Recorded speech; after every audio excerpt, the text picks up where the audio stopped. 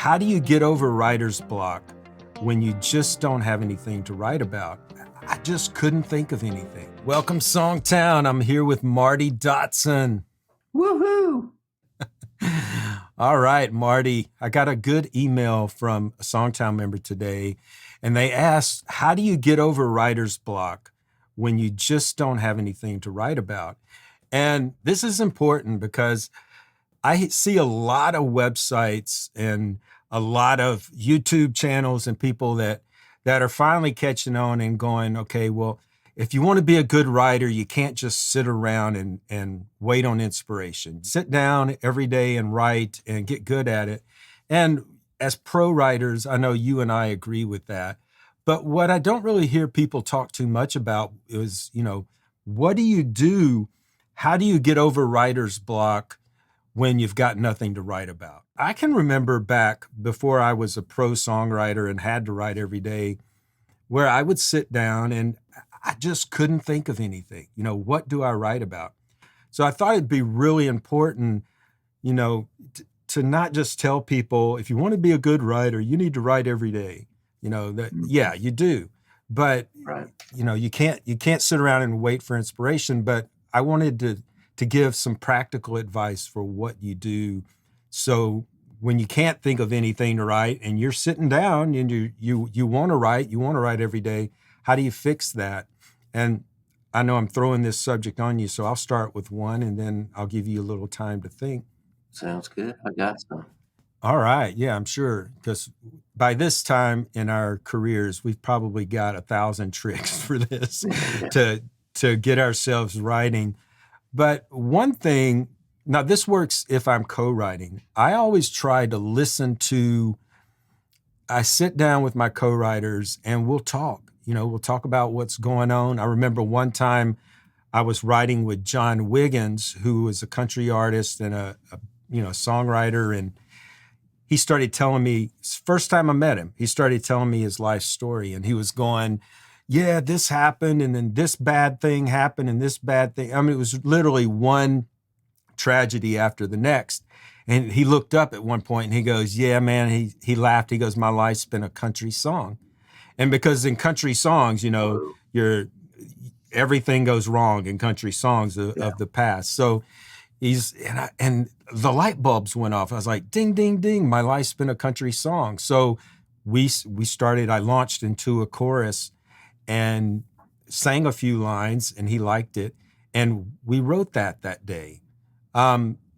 Writing with Darius Rucker the first time, he asked me, what I want to write about, and I didn't have anything to write about, and you can't really just say to a Darius Rucker, well, you're showing up to write, and you don't have any ideas. But this was me. The first time I write with a superstar, I got 0 ideas. And I said to him, man, I don't feel like writing today. And he looked at me surprised. He's like, what's going on? I said, well, I broke up with my girlfriend the night before. And he's like, oh, man. And I said, yeah, and I'm wondering, did I do the right thing? I'm questioning myself. He's like, we all do that. He goes, I still think about somebody back in high school. And I said, really? He said, yeah, don't think I don't. And it was like, ding, ding, ding. And I write that down. The next morning I'll wake up. We wrote another song that day, but the next morning I woke up and looked at that note and came up with a chorus. And that to me, I always like to start with a song in the room through conversation, if possible. That doesn't always work. You got to have a backup plan. But I really like to start out, and if I can, pull something out of the conversation because I feel like it comes from a real place. And a lot of times you'll get a great song out of that. I've gotten some hits out of that. Yeah, and you're really great at that. I mean, I think you have trained yourself to listen in such a way that you're able to pull those things out when somebody throws it out in the room. It's been funny, like at publishing companies, if a bunch of writers are standing around and somebody comes in and says something unique, to see everybody like casually get their phone and start to type, like everybody's putting down that idea. But yeah, that's a great place to start, is to just talk about what people in the room are feeling, what they're going through, and that kind of stuff. And that can be really inspiring. Something I recommend to people is to figure out for you what gets you inspired. And I think, like for me, it's probably a great idea. So if I'm going into a co-write with a what I think is a great idea, I'm really Hmm. inspired. It seems to get the room inspired. Everybody gets excited, and we really can take off in some inspired writing. And there's been plenty of days when I look at that blank Word doc and I go, man, I'm not sure what I've got today. And so I keep going back to what inspires me. And if I'm not feeling inspired, I'll spend 15, 30 minutes before my co-write going through quotes on the internet. Like I'll search for life quotes or love quotes, and I just read a bunch of things. And quotes are there because there's something said in a unique way. So you can often find something there that inspires you. That gives you something to walk into that room with that you're excited about, and so it inspires me to take a walk in the morning and think about things before I'm writing, and to have my coffee that I like, those kind of things. So I'm always trying to, before I write, get myself in that inspired place. And I've learned what things do that for me. Some people maybe meditate in the mornings, or they, go through their song ideas that they've got, but whatever it is for each individual, I think if you can learn how to get yourself inspired, that can help you over the hump on those days when you're just not feeling it. And then there's other days where you have to count on co-writers. The one thing I love about co-writing is that I've never been in a co-write where everybody was uninspired or feeling uninspired that day. So I think co-writing can be a great way to up your chances of somebody having something that's going to spark inspiration when you get in the room, so that you're not just sitting there, or just spending all day talking about ideas and nobody's feeling any of them. Yeah. And, we can't always co write. I know there's a lot of people listening today that probably don't have the luxury of co writing if they're, in a small town and they just don't have access to it. One thing we do at SongTown is, because we're a virtual town, that we are able to hook people up for co-writing. But if you're not co-writing today, you have a great exercise. I'm going to let you do the talking on this, because when we do our workshops, you'll often bring up this exercise where you say, okay, write down 3 things that you want to say to someone that you wish you could say. And it doesn't matter if they've passed away, if they're your best friend, if it's your mother, it doesn't matter. There's no Yeah. rules to that. What do you like about that exercise?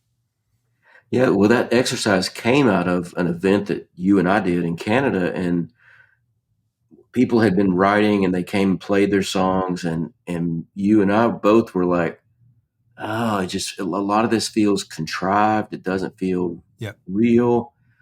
It kind of just feels like writers trying to impress other writers instead of writing from their Yes. heart. And so we had them come up with 5 statements that they wanted to say to someone in their life, and then to brainstorm song titles around those 5 things. And we had one that really stood out to me was one guy, the statement he wanted to say to a girlfriend that had broken up with him many years ago was, I wish you had stuck around to see the grown up me. And he wrote this song called The Grown Up Me. And it's basically apologizing to this girl for not being what she needed at the time, and wishing that they had met later when he was more mature. And it blew everybody away because it was real. And it just Right. showed me the power of that activity. And we've got people in Songtown now that kind of do that in their journal. Every day in their journal, they'll write 3 to 5 sentences that they would like to say to somebody in their life. Not all of those are going to turn into songs, but it's a great place to start, because it is at least something that you're feeling. It's something that you want to say. And if you can turn that into a song that says that, there's going to be a lot more emotion and power behind it. Yeah, and that's exactly the same philosophy that I had, like when I talked about writing with Darius Rucker and telling him I just don't feel like writing today, and him asking me why not. what you're doing is you're getting in touch with real, Yeah. and we could spend the next 2 weeks sitting around trying to think of great titles, you know, but Yeah. unless it's connected to some real thing, there's just something. Paul Simon said you're much better off starting with the truth, Yeah. because then you're not covering your tracks. And it's something magical that happens when you write the truth, when you write what is real. Now, it doesn't mean, if you start with something true, that song can't veer and want to go off in a different direction, just because, you did this and this happened and then that happened and then someone said this, it doesn't mean your song has to follow those steps.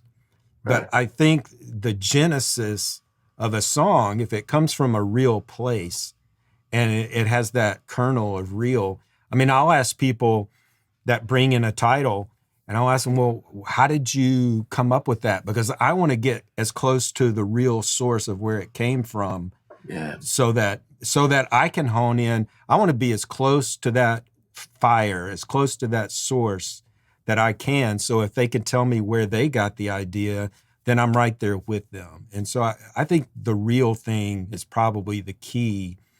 And that exercise, when you say write down 3 to 5 things that you would like to say to somebody, wow, somewhat, my words are That'll be the word of the day, somebody. somebody. Yeah, I mean, yeah. I mean, I get chill bumps just thinking about that place that's real, that songs come from, Mhm. And to me, that's way better than clever, you know. Clever songs that sound contrived are not going to resonate with people, like something that's real. Yeah. Yeah, we could write, "Get off the oven, Granny, you're too old to ride the range." But that's not gonna move people, you know? It's clever, it's funny, but it's not gonna move people. Yeah, I mean, I think Blake Shelton had an album called "Based on a True Story," and Yeah, I think that's kind of the approach I love to take with writing, is that it doesn't have to be 100% true, but it has to be, true to the truth of that story, if that makes sense. I was writing yesterday and somebody threw out a title and it really resonated with me and the story of meeting my present wife after going through a horrible divorce and being in a really bad place. And so throughout the co-write, they were asking me like, well, what happened next? Like, is this accurate of what you felt? And so we kept coming back to what's the true story. So it's not 100% true in the song, but it's very much based on the actual thing that happened, and it's an honest representation of that. It's such that I hope somebody yeah, else who's been through that will feel it when they hear the song. yeah, man. Well, Songtown, it's been great. Another episode here. I hope you come back next week. Remember to check the liner notes. We love our sponsor, Sweetwater. They're responsible for all this crazy gear that I have. See you next week. There you go.